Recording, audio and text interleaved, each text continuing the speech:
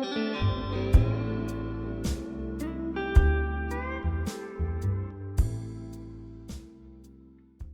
crime novel needs to have the bad guys, and in Old Friends and New Enemies, we're not short of them.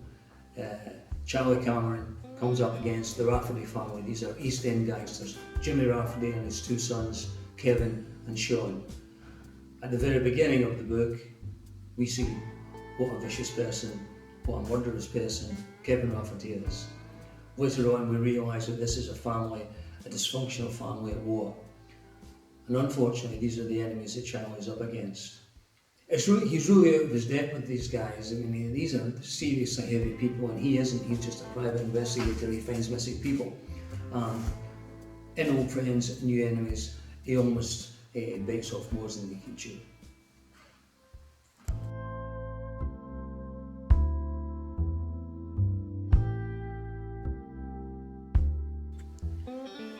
Plastic ties fastened the victim's wrists to hooks hammered into either side of the gunwale, holding him upright.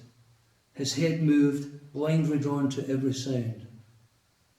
With what he'd been through, the beating, the burns, the loss of blood, it was a miracle he was still breathing. Rafferty turned up his collar, dipped the oars in the water, and started to row. After a while he stopped. Late afternoon drizzle falling from a grey sky stippled the calm surface.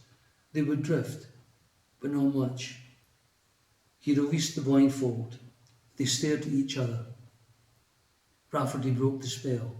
He opened a canvas bag that lay across his knees, slowly, so the man could see the knives, the screwdrivers, the pliers, his tools.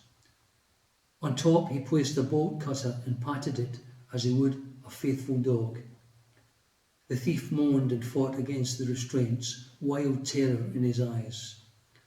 The cutter trapped the first finger of his right hand between the blades. He began to cry. "Last chance," Rafferty said. The blades tightened. A muffled wail came from behind the gag. "Sure?" "Okay." A thin red line appeared at the joint. Rafferty sighed, fake regret. This little piggy went to Xamonakis.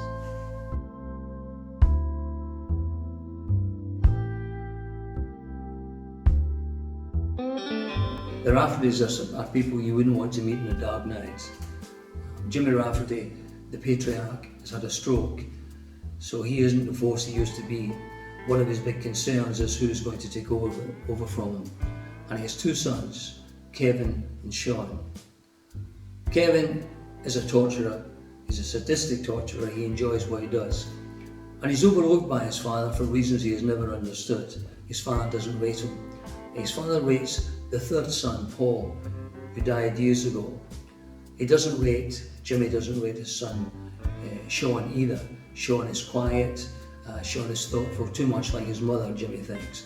And he worries that when he is gone, they'll lose everything he has built up in a year.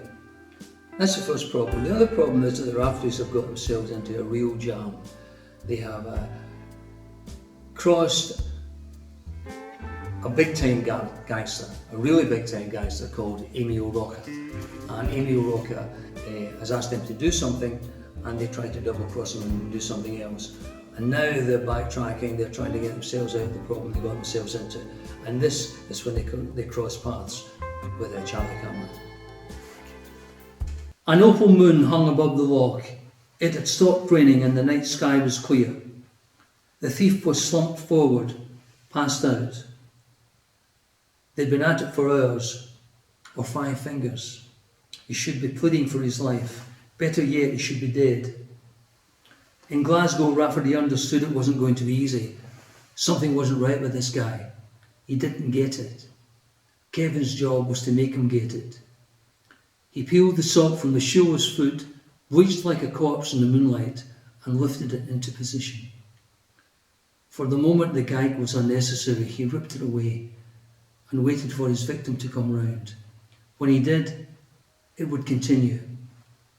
A noise took him by surprise. He tensed. At the other end of the boat, the head came up. Eyes blazed in the gloom. And the madman grinned at him through broken teeth. I'm starving, he said. What? What? Could murder occur? Rafferty's voice cracked with desperation. What did you do with the money? Chicken tikka. This was insane. The money, where is it? The thief spat blood and sniggered. Fuck off. Rafferty snapped. He grabbed the knife and buried it in the crazy bastard's heart. No, he said. You fuck off.